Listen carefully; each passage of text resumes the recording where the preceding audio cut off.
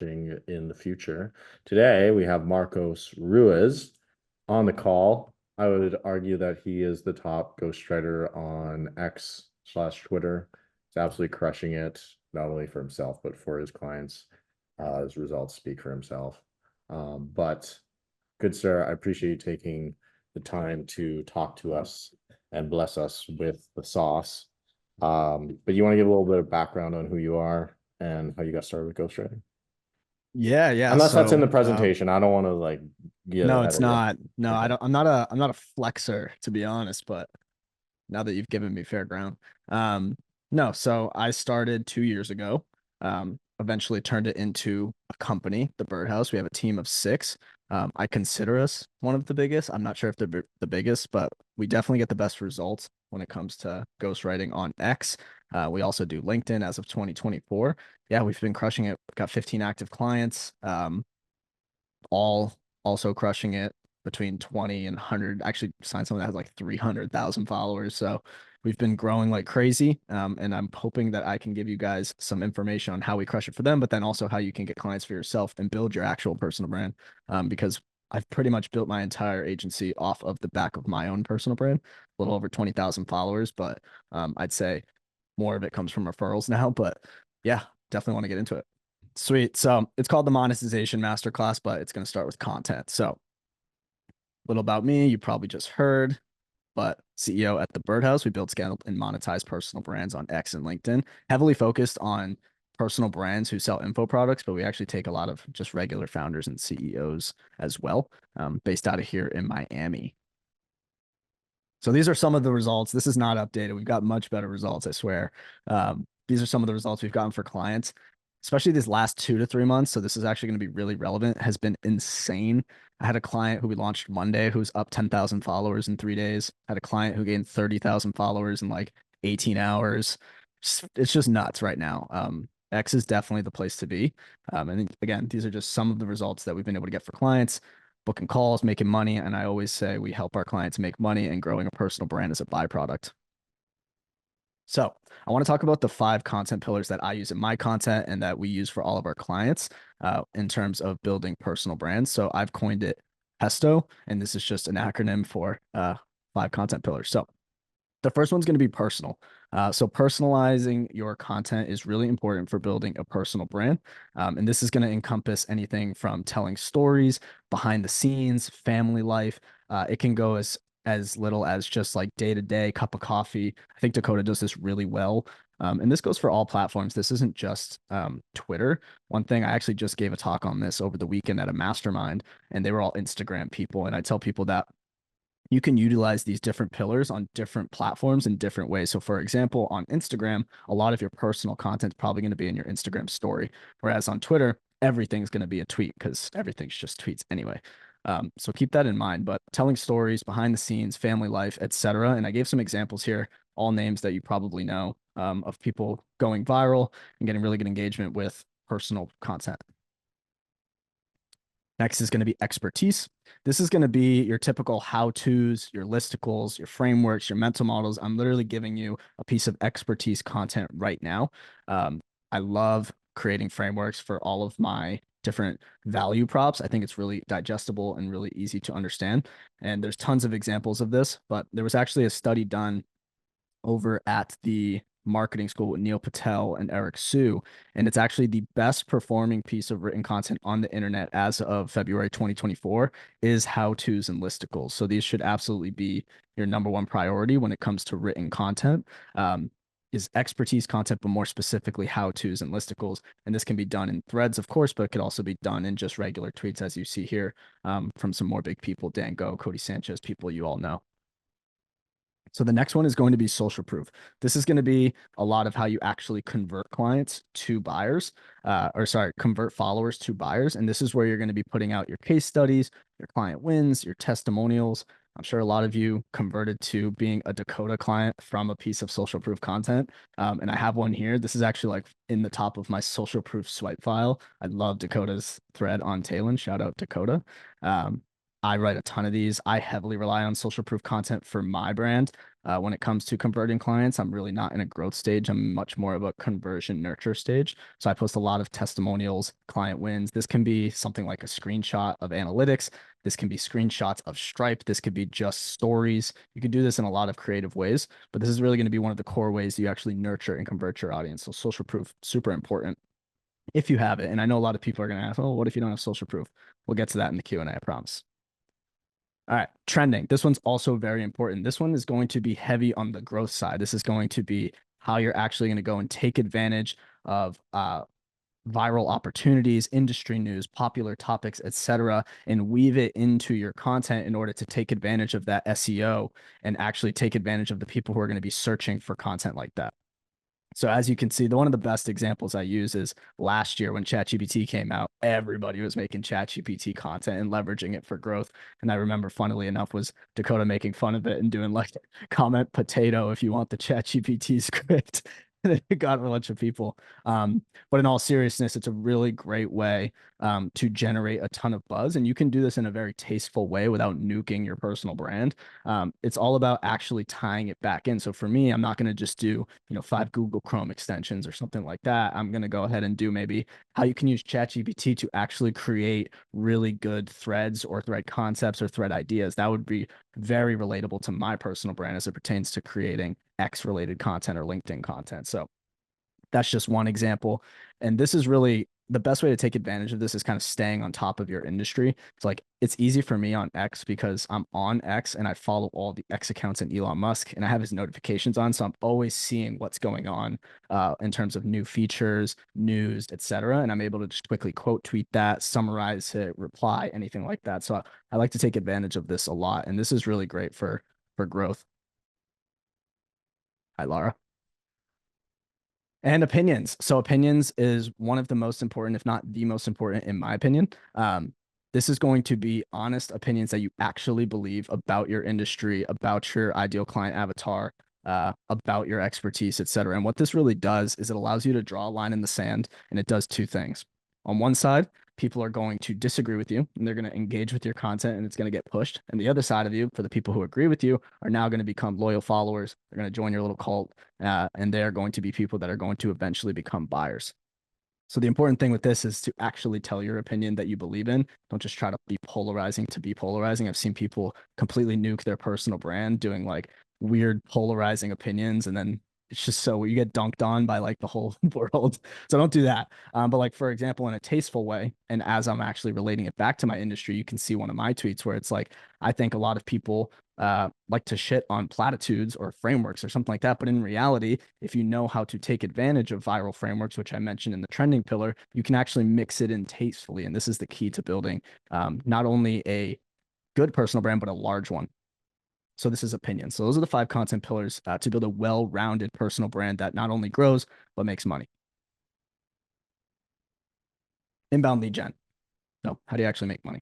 So the core 4 things that I like to do for inbound lead gen are hand raisers and call to actions, social proof and expertise. Those are the 2 pillars we really lead on for getting inbound leads. Pretty much my entire business runs off inbound leads. Profile optimization, which you saw my profile at the beginning, and results, which is the most important. That's how you're actually going to get referrals and actually have the social proof to put out. And these are really old examples, but you can go to my profile for really up-to-date ones. But these are just some examples. And the reason I got old ones is because I know pretty much everyone here is going to be a beginner, if not at least earlier in your stage in your career. So I went back and took the screenshots from when I started. So this is some of the testimonial screenshots and tweets that I was doing. And then this is literally an inbound lead that I ended up signing for, I think I signed up for like 3K a month. He came in from these tweets. So these are just a couple examples, and you can actually see my script of how I went and converted him. This is an example of a hand raiser looking for 2 or 3 CEOs who want to take their Twitter to the next level. It used to be called Twitter, by the way. Hands free, dumb for you. So this was my old call to action. Now my call to action looks a lot different. But this is just an example of when I was starting. It's the date on that, December 2022. So I've been around. I'm an old head like Dakota. Cool. So again, this is more conversations of how I'm actually converting them on these inbound leads. So you guys can have a copy of this presentation, by the way. You could just take it. But these are just some of the inbound leads, and we'll get into some outbound and inbound scripts as well. So again, one thing that I didn't show, someone that said tweet here is essentially a call to action and putting out a keyword saying just DM me tweet if you're interested. So this person had DM'd me the keyword tweet, and that's what had triggered it. But these are these are inbound leads, these are referrals, and these are all coming from all the things I just covered in terms of inbound lead gen, the core four. So I want to just provide you guys more examples of the results that came from the things that I did. And this is actually building your profile. So one thing I like to do, shout out Jeremy, who's basically like my agency, but for Instagram. So if you guys are doing Instagram, it works. One thing that I like to show on profile, the most important thing that really matters on your profile, it's easier to get clients and have 2K followers, but have a bunch of people that are mutual connections than it is to have 200,000 followers and no mutual connections. Because you just look like you bought your followers anyway, if you have a bunch of followers and no one notable follows you.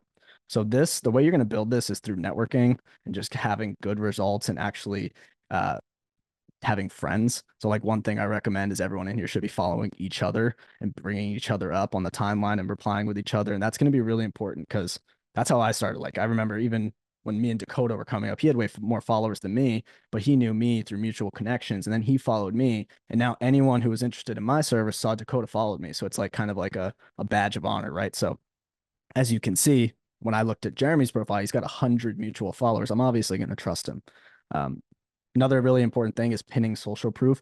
And I didn't have this here, but adding your social proof to your highlights section. This is also really important. And you can do this on Instagram with your story highlights. You can do this on LinkedIn with your featured profile spot. And you can do this on Twitter with the highlights section. So really important to highlight as much social proof as you can and just become essentially undeniable. Okay, so outbound DM. So now I'm going to get into kind of how I actually got clients starting out with outbound DMs. So I'll go through this, but it's going to have a lot of nitty-gritty scripts and such. So there's really three kinds of DMs. I don't know if you guys have heard this before, but cold, warm, and hot. So these are the two that are really going to be focused for outbound. Hot is essentially just someone that's inbound DMing you, somebody who DMs you interested in your service already. So we'll start with cold. So 2 tips, send as many as the platform allows, especially for the people, if anyone here is at 0, just send as many as it allows. You shouldn't be working on anything else. Like actually, there's nothing to do. If you have no clients, there's nothing to do other than send DMs. Like you have no life, just send DMs. It's consistency and it's a marathon, not a sprint. So one thing that I always say is people ask like, how many would you send? And I give a big range for a reason. It's like, if you can only send 100 a day and actually keep up with that, it's better than sending 1,000 once and then burning out and never sending any again. So keep consistency, but also, don't be like a little girl and not send a lot. So just send a lot. It's really important and it works. The numbers don't lie. So this is just an example of a script that I used to use when I was doing follower guarantees. I'm not going to read it, but it's an example and feel free to copy it. I don't care. I don't do outbound that much anymore. So you could just take the script. So this is from August 2022. I think I was like 3 or 4 months into business. So I was sending this out like crazy and I had my little CRM and Notion and I had a whole follow-up sequence. It was really cool. I don't know if you covered DMs in your cohort, but I'll give you more. Keep going. These are just a couple of CRMs that I recommend. I actually recommend Phantom Buster more now. I think Rocket Bird's trying to sell. That's a little bit of alpha. They're trying to like exit, so don't use them anymore. Use Phantom Buster or Notion if you're like me. All right, warm DM. So warm DMs is essentially DMs to anybody who's engaged whatsoever with anything you've ever done. These are people that don't have zero interest or zero knowledge of who you are, which makes them warm. And there's different levels of how warm they are. I wish the colors were reversed on this, but in order of how cold they are, your old followers are probably the coldest, and then they kind of warm up as you go. The hottest followers would be, or the hottest leads would be people that are just following you because you could just DM them and be like, hey, thanks for the follow, and then get right into a script. So this is just a pyramid of people you can DM for warm DMs. And we do this for clients, by the way. So this is really good. Our clients make anywhere from $50,000 to $350,000 a month just doing this. Well, not them, the setter.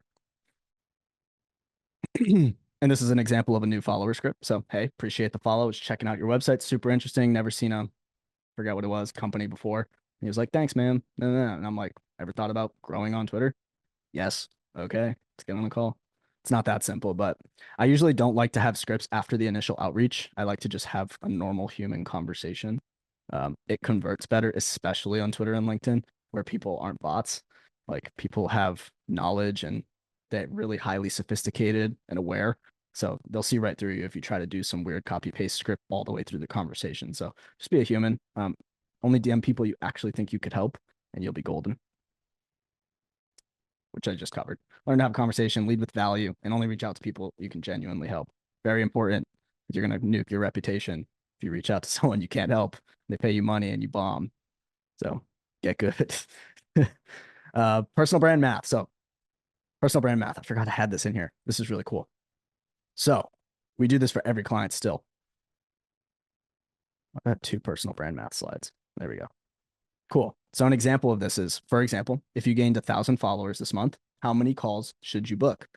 And you could just do the math problem and you can very quickly predict how many calls you should book to make sales. Or you could just do this math for not calls booked if you don't want to do calls. But a good follower to call ratio, this is some serious alpha, is like 10 to 40. So for every 10 to 40 followers you gain, you could typically estimate how many calls you're going to book. So for every 40 new followers, you get a call. And you could do this all the way up the ladder and kind of find your average. And that will help you measure your performance doing the DMs.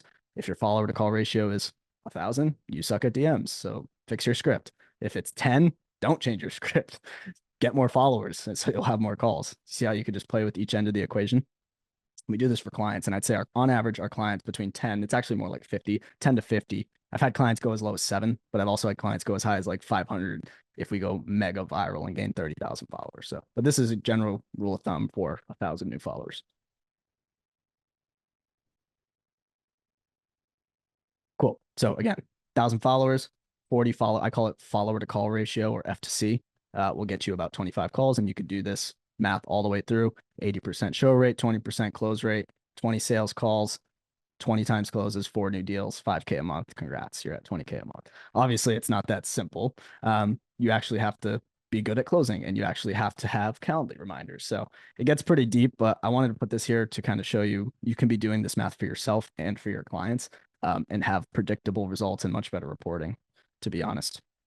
I actually did it for $2,500 a month for 10K a month if that's your goal. So you just need 4 deals at 2,500 a month. So now you're like, okay, I need 1,000 new followers. And then you go and do it and you're like, oh, actually, my close rate's terrible. I have a 7% close rate. So now you know what you need to work on. And what this is called is the theory of constraints, which is not on this.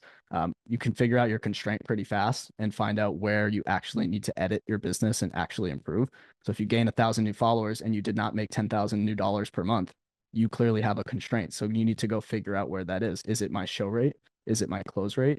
Is it my follower to call ratio? You'll find out quickly by the end of the month. So this is why it's important to track your data.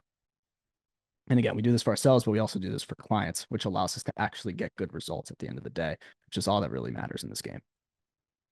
Bonus. I don't know what the bonus is either, so I'm scared. Oh yeah, this is the closer framework that I use still to this day. I've been using this since I started my agency, and I use this still today. And I take all my sales calls still today, about like a 33% close rate. This is, you could just Google this, the closer framework. But I still use this to this day. I'm like, hey, why'd you book? Okay, so you need to grow on Twitter or you need to make money from Twitter, right? Have you tried to grow on Twitter? No. Okay. Sell them the vacation, which is essentially give them my offer, and then I just objection handle and reinforce their decision. It's very chill.